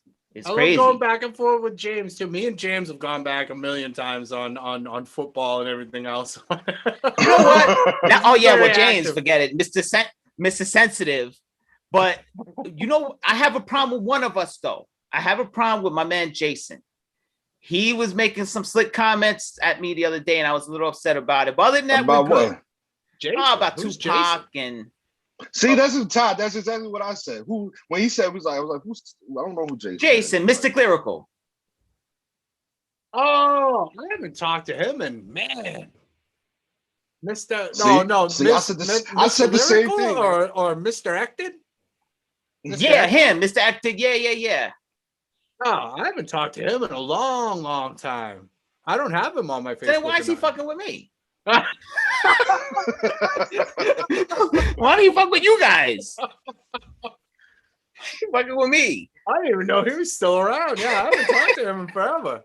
Oh, see, I thought you were close to him though. I thought that was your main man. I thought that was your boy. No. I was I mean back in the day I was, but like we never made that trend. Like we never honestly like the person I talked to the most back in the day was either Ron or JD. JD and Ron I talked to a lot. No, Jeff too, but Jeff he kind of fell off. I don't know what happened to Jeff. He's not really on Technikill. He was. Oh yeah. Okay. He's also in New York with y'all, but I used to go down and visit him. Like he's the only one that I actually like met up with in real life, and like I went down to his place. We went to the Metropolitan together and stuff. Like because he lives. I don't know if he still does, but he used to live down in Long Island. So like. Yeah, I remember down there and chill with him. I tried to meet up with James when I went out to the West Coast, but he was way up north and I was in Long Beach. You know who I did talk to on the phone a couple times when I lived out there, but we never got to link up was Inclined, Lyrically Inclined. That's his Ron, didn't you meet up with him? Who's that? Inclined, Lyrically Inclined. Didn't you meet up with him? No. In Long Beach? Well, from what I understand, from what James told me, his girlfriend has a pretty good clutch on him, so he can't. Oh he man, can't do too much. But am I the only one that Long remembers? Beach, and we still never could link up. I don't know. I was in Long Beach. So Ron, who was that you met up with then, when you was out in LA? I didn't meet up with anybody. I thought you met up with the dude. I forget his name. There was somebody that I didn't like that you met up with him. No, well, I got jammed up because like when we got out there, like I fucked up our car. So like the car, like we lost our car, like so and that's why I ended up staying like in the valley for like I was in the valley for like 6 months. Yeah, then you was in Colorado. My man abolished him. Yes. Yeah, he threw me a couple dollars, like because I was, I was like at the point I was 2 minutes away of getting a job. If I had gotten a job, I would have never moved back. I'd still be in LA right now. You was gonna get a job in California? How the hell did you do that? I'll tell you the story. This is back in 2003, man. And me and my man, we went out there and my man had bought a brand new car, you know what I'm saying? And so we were driving out there because this girl lived out there. And she lived in an apartment with like 6 other girls, right? So young and dumb, let's do it. You know what I'm saying? Yeah. So we get all the way to Colorado, and I don't know if you know like kind of like out here where they have like the diesel pumps are kind of with the regular pumps. Well, what I didn't realize out there, they put diesel they separate them from the regular pumps, and they use ethanol at the regular pump. So we had a diesel car, it was a Volkswagen, and I put ethanol on that bitch. I tore that car up, man. Bro. That was the most wildest ride ever. So we made it. We made it to Just LA. I don't popping know. the whole time. No, because we had a dude that siphoned out the ethanol, and we put the diesel in, but he didn't clear all the ethanol out of it. So whatever was in it, like the remnants at the bottom of it, at the fuel tank, that ate the fuel line all the way up. We were lucky enough to make it to LA. We made it to where we were supposed to go. And then like we were supposed to head on our way back. And on the way back, the car, that was it. The car was done. They took it in, they totaled it, cut my man a check because of the insurance or whatever, you know what I mean? Like, and so we were stuck. We were stuck in LA. And so like I was out there for like 6 months. And like my man's girl worked at this place and shit. And so like they had just got it done like being on strike or whatever. So they were hiring people. And like me and my man were like, yo, let's get jobs. You know what I'm saying? Like, and we had thought about it, and then like for some reason we ended up coming back. You know, but like, yeah, like that was probably like I told you, that's like one of the greatest times in the world because I was staying in the crib with 7 other girls. You know what I'm saying? Like sounds miserable. Sounds horrible. At 21 years old, I had one girl that was like, yo, like she liked me or whatever. So it's like whatever, like she was buying me like sushi. She was giving me like free weed. You know what I'm saying? Like she was holding me down. You know what I'm saying? Like anything, you know, when we go out party, she was like taking care of me type stuff. Like my mom, like at the time, because I was only 21, like I had run out of money. So my mom would like throw money for groceries or whatever like that. But we were at the point where like, yo, we might have to get jobs to just be here. And like the girls were like, okay, you get to live with us. You know what I'm saying? Like, because my man was with his girl for like 4 years. So they like practically married anyways.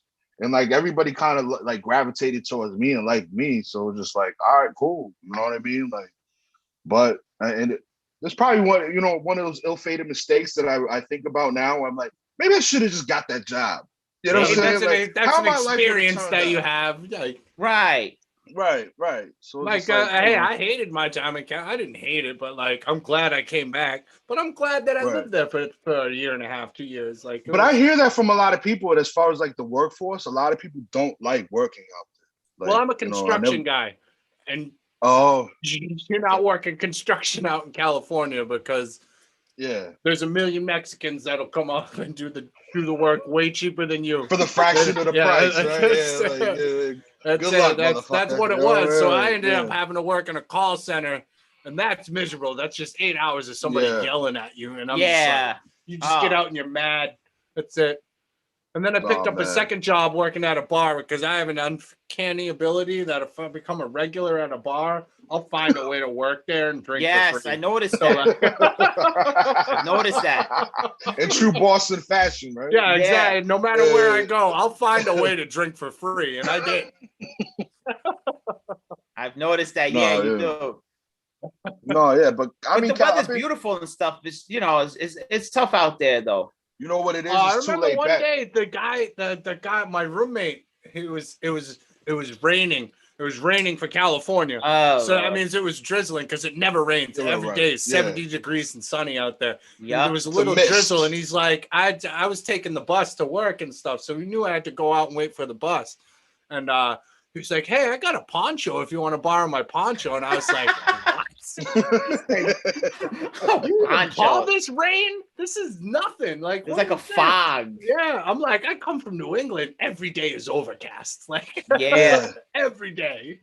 I feel like, man, like, you know what it is? Like, you know how Jared said last week, like the hustle and bustle of LA? When he said that, I just like, yo, you don't know shit. Yeah, you know I tried to tell him that too. Yeah, because it's like, you know, I couldn't live in LA or anywhere in LA unless I had money and like I had chips, you know what I'm saying? And I was good, you know what I mean? Like I didn't have to work or retirement because it's too late back for me.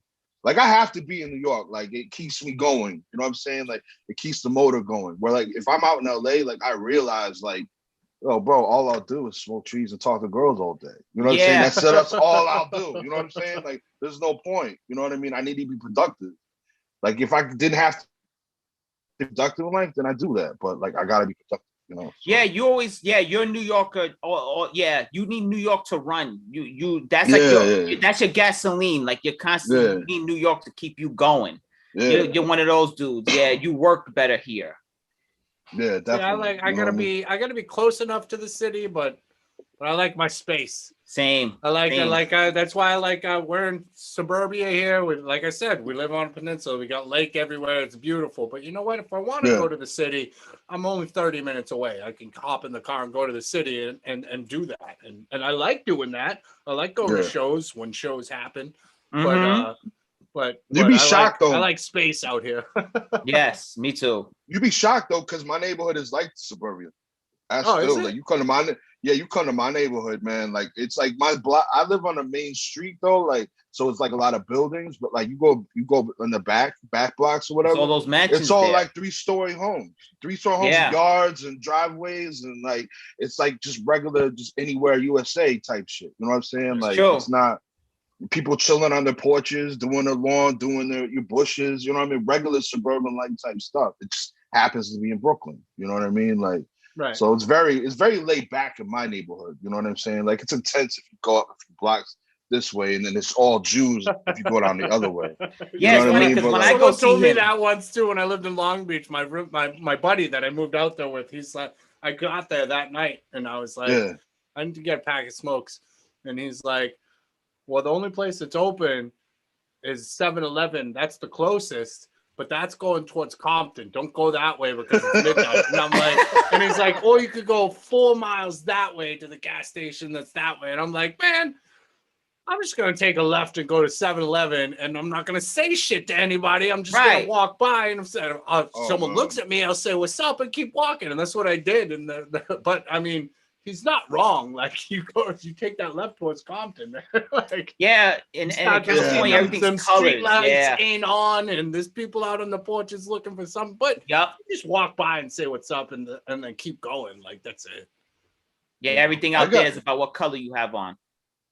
I got robbed in Compton. Did you?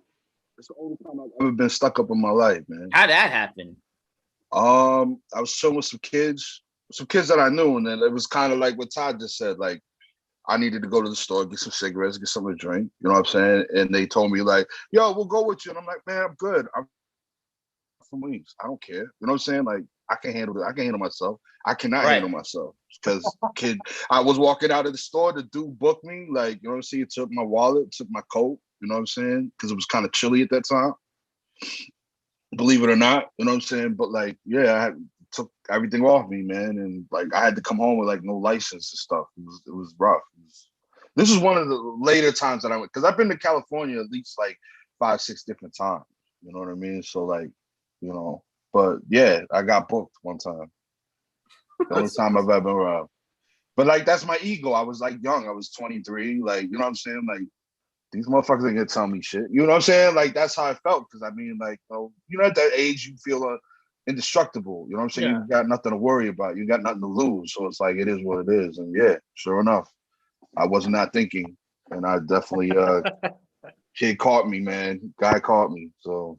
And it's funny because coming from New far York, away from sports here, and coming from New York, it's like kind of weird too. Like, we always look like, because even when you talk to people from Compton and California, from being from here, you kind of get like that country bumpkin thing about them. Like they talk like they're from the South and they're country boys and stuff. But when you go out there, it's a little different. It's more real. Well, that's because the people that you're talking to, look, most of the people in California, they weren't raised in California. They moved to California. And the people that live in California, those are the people that live in California. And those, those aren't the ones you see until you get there. Right. That's why I tell people all the time, like, yo, like when it like if you're single, right? I mean, obviously none of us are single here, but it's like girls out there, they're like a dime a dozen. And it's like they have to be cool out there because it's like girls in LA or around surrounding areas are all cool because they all have to have personalities. You know what I'm saying? Like all the women out there are on one goal, one mission to be like somebody important. You know what I'm saying? Or marry somebody important. And it's like you can't. You know what I'm saying? You go anywhere else, like you talk to a girl in New York, it's like she might not give you the time of the day because she just thinks she's the shit because she got dudes yelling at her all day. Out there, dudes are curving like the chicks that we going after. So it's like they have to you be. Could be you could be a New York 10 and you're only a California 6. Right. That's the point. Yo, bro. Like, Right. I went to Malibu one time. We was at and what's the school out there? The college. Man, I forgot the name of the college. But I remember we was driving and like we were going because I stayed in Santa Barbara a bunch of times. So we were driving through Malibu, and like I just seen it, and it was like a hill, and there was a school at the top of the hill, and it was just a hill of like, just a wave of blonde girls like studying and like, you know what I mean, doing schoolwork, and it was just like, I'm like, this is insane. This can't be real. You know what I'm saying? Like, this is like my life dream right here. Like, just girls everywhere. You know what I'm saying? And like, and they'll talk to you. It's not like, you know what I'm saying? All you gotta do is say a couple words, and it's like, hey, how are you doing? You know what I mean? Like, it's nothing. Like, so out here, I mean, man, forget about it. You even look at a girl the wrong way, she's already. And she could be a crab. She could be like, you know what I'm saying? Yeah. She could be a straight bird and just like, yep. And she'll still look at you like, fuck out my face. You know what I'm saying? Like. You know what another cool place is though? Boston is though too. The girls in Boston. Never been to Boston, but those girls will ride or die for you. You've never been to Boston? No. Yep. Oh, you gotta come out. See, I hung out like in Cambridge, and like, you know what I'm saying? My boy lived out by like Lynn a little bit, you know what I'm saying? But like he lived like in a nice neighborhood, like it was more suburban-esque, you know what I'm saying? Like he lived in a nice subdivision or whatever. But like, yeah, like we hung out and like, yo, man, Boston's live, man. Y'all adult. A good city. You gotta come out here, Phil. You gotta come out. I am. We gotta get you out here. I'm out there. It's like it's like a more regal version of New York. You know what I'm saying? Like we're not as tall. New York is very tall. You know, we're not tall like New York, but we got it's a similar feel. Like I love going to New York, but New York is very, like, you look up, everything's very clustered and tall. Yeah. Boston's a little bit more spread out than that. So, but like the feel is the same. Like, and there's a lot of good history here, and there's a lot of like there's a lot of things going on. And I'll tell you right now, there's nothing like being down on Lansdowne Street for a Sox game, or like or being on Friend Street for a Bruins game. Like this, hands down, it's the energy there is just so good. It's so good. And it doesn't matter, like our rivalries, we're not like, if you go to a place like I went to a game in Pittsburgh. That sucks. Their fans are like mean. Like they like you know what? Like, hey, the Philly fans are the worst. I hate the Yankees, but like it's a fun rivalry. I want you to enjoy the rivalry. Like, yes, am I gonna give you shit? But yes, I'm gonna buy you a beer while I'm giving you shit. Yes. Like, you know, like that's the Boston vibe. Like, yeah, I take that. We're gonna chirp the shit out of you, but let's drink about it too at the same time. Funny. Like, that's funny you say that. It's funny you say that, because when I went to the Mets game, I neglected to say that there was a big wave of Red Sox fans that were there. Yeah. And like, but it's like we were all like communal. It wasn't like, you know what I'm saying, we were all like in camaraderie. It wasn't like, you know what I'm saying, like, matter of yo, fact, look at them over there. You know what I'm saying? Yeah. Like, everybody sat amongst each other.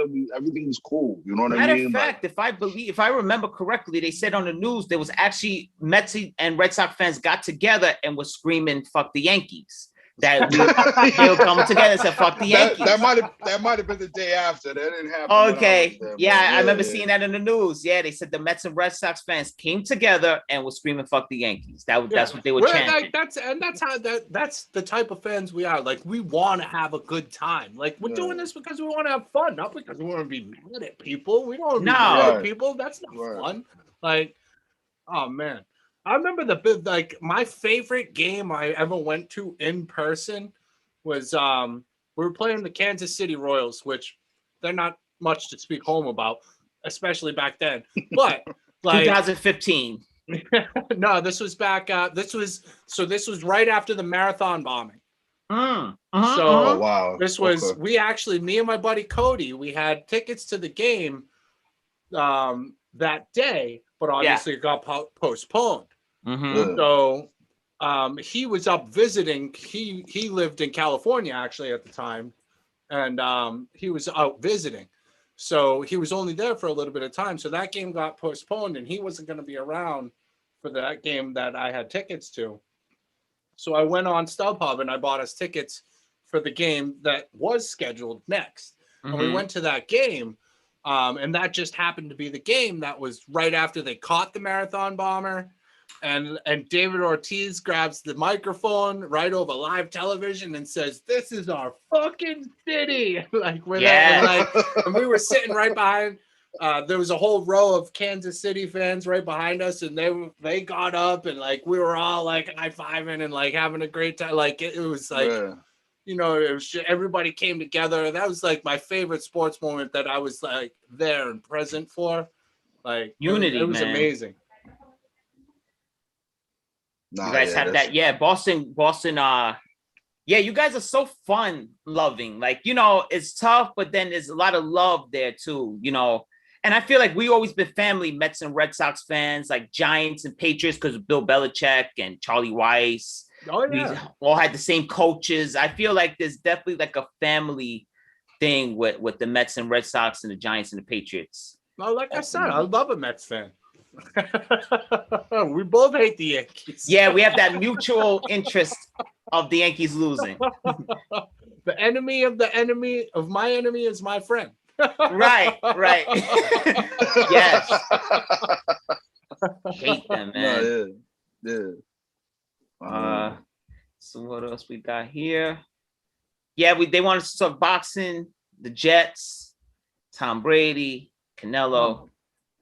We did what, we said we did what we had to do. Man, we've been talking for like 2 hours. Yeah, we have. Man. Yep. It's been a great show, guys. Yeah, it's been a good one. Yeah, thanks for having me. Thanks for having me here. Oh man, you know your family, bro. You're on the show whenever you want to be on. Yeah, awesome. Man. Yeah. Family. Come back for sure.